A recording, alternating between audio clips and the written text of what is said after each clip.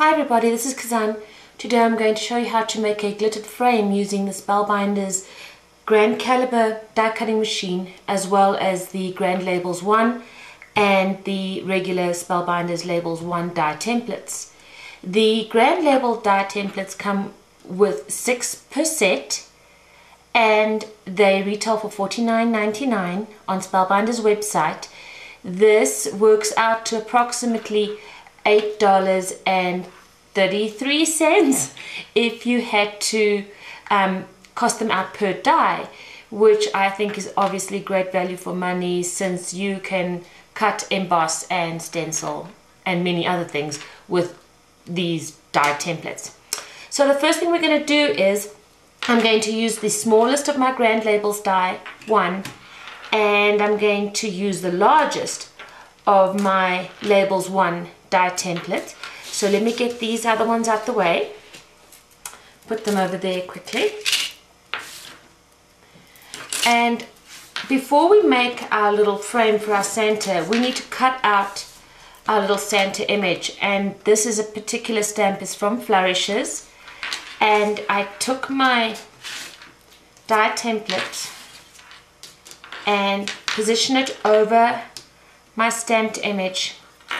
And what's nice is if you stamp first, you can turn your die template and place your image exactly where you'd like it to finally be.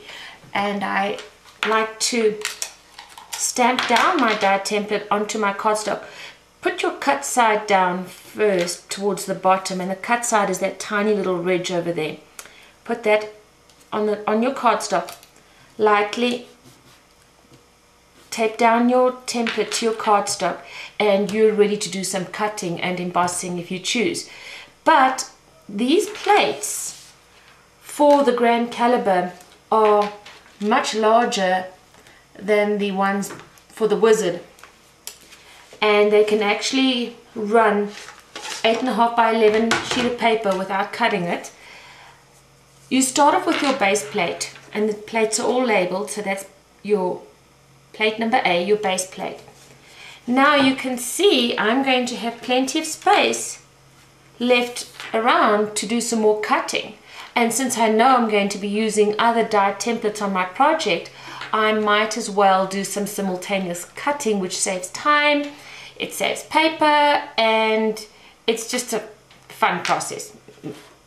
So what I did was, for my poinsettia project, I used Spellbinders Shapeabilities, the nested poinsettia, and I take that, put your cut side up, put your paper on it. You don't have to tape it down.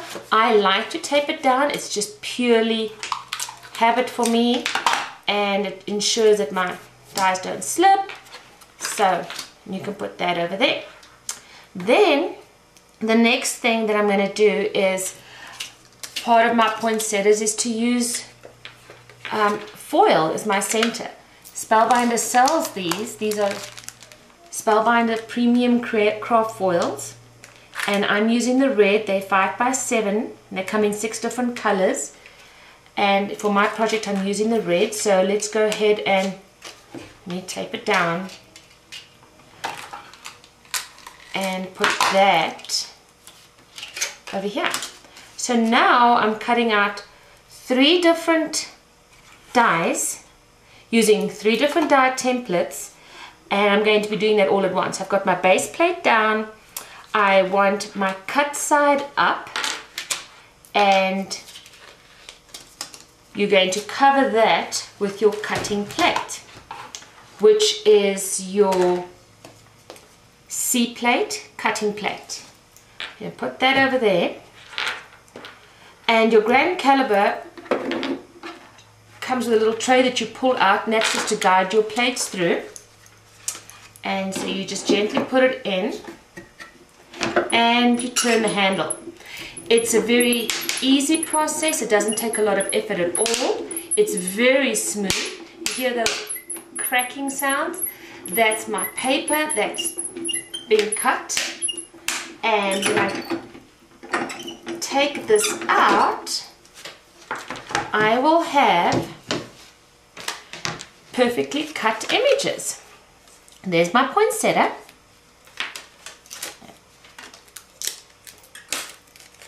And here is my middle of my poinsettia, cut with a foil. Look at that. And here is my center. All right, now onto the frame. So what we do is we take the same 2 dies templates that we'd set out earlier and we nest them together like so. And this time I'm going to use paper made by Post-it, and this is craft paper.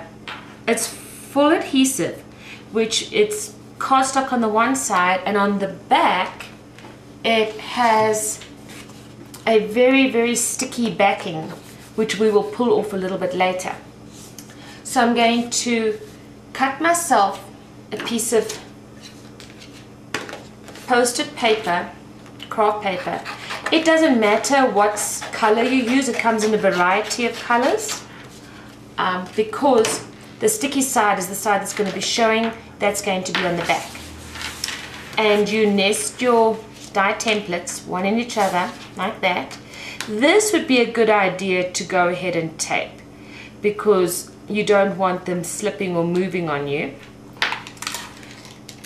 And so all I do is cut side down, tape one side, tape the other side, and I go ahead with the same procedure as before. Start off with your base plate A, put your cut side up and cover with your cutting plate C. And we run this through our grand caliber once again. Now, if I was doing my project, I would have obviously cut out a whole bunch of new poinsettias, but this is just for demonstration purposes, so you can see how time-saving it would be if you could cut out a whole bunch of die templates at the same time. So now, folks, we have our frame. And just take this off. The tape comes off really easily. You could use this for something else, so by all means save that. And here is my little frame, which is going to fit very nicely over my Santa image. Like so. Okay, now what I would do is I would first apply the glitter and then adhere this to your stamped image, just so that you don't get too much glitter, which is kind of hard to get off sometimes on your cardstock. For my project, I colored in my Santa with my Copic markers and did all of that. I just want to show you how to do the glitter process, and then you're good to go. So you've got your little frame.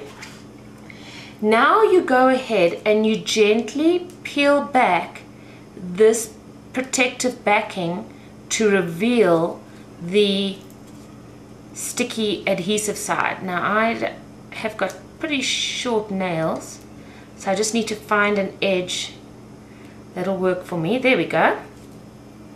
So I'm pulling this off. Now this is 100% sticky, and what's nice about this is that your glitter will be evenly distributed and there won't be any globs or holy places and things like that.